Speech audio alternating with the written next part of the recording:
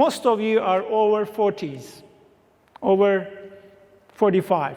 So you remember how the world used to be like 40, 45 years ago. How the society used to look like, how men used to behave, how women used to behave, how children used to behave, what the government expected from the citizens. And take that and compare it with now. Can you see the moral decay? Can you see the moral decay on the TV screens, on newspapers?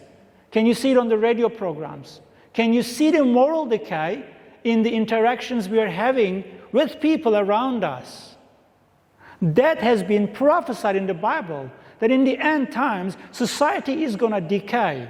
There's going to be a massive moral decay, immorality, greed, selfishness, hedonism, rebellion, despair, disrespect to elders, disrespect to parents will increase so much that the world will become a terrible place. For the coming of the Son of Man will be just like the days of Noah. Now, how was the days of Noah? What was so characteristic of the days of Noah? Total rebellion against God. Out of control, across the board practice of homosexuality and child sacrifice. Today we have exactly that. Global practice, global glorification, global exaltation of homosexuality, feminism, and child sacrifice, which we call abortion. Just like the days of Noah. Today, in this greater society, it is almost offensive to say, I am a straight man or I'm a straight woman. They expect you to tolerate, not only tolerate, but to promote homosexuality. The governments across the world, one after another, are passing laws to take parents' rights from them to discipline their children, to raise their children in the ways they believe. In many countries across the world today, parents cannot tell their children whether he or she is a he or she. These are laws passed by governments, passed by parliaments. Homosexuality today is one of the greatest global movements. From one corner of the world to the other, across religious boundaries, across cultural and linguistic boundaries, racial boundaries.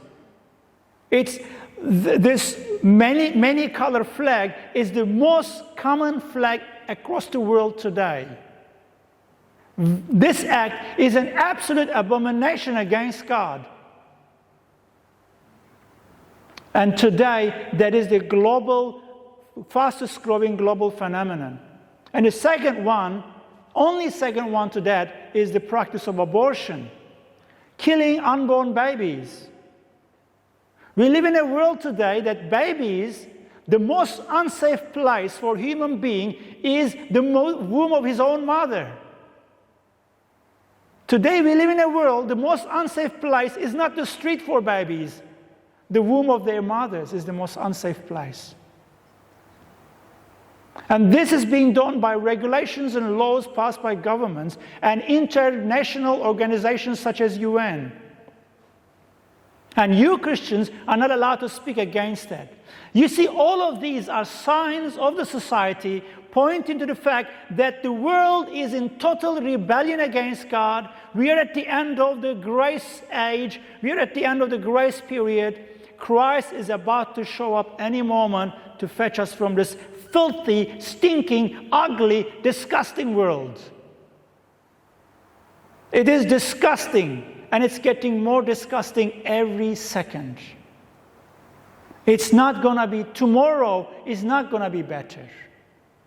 It's going to look more ugly tomorrow. But our hope as Christians, as believers in the Bible, as believers in Christ, our hope is not that this world is going to get better, but our hope is that our King, Jesus Christ, is coming to fetch us. And that is the most important message I want to convey throughout this weekend.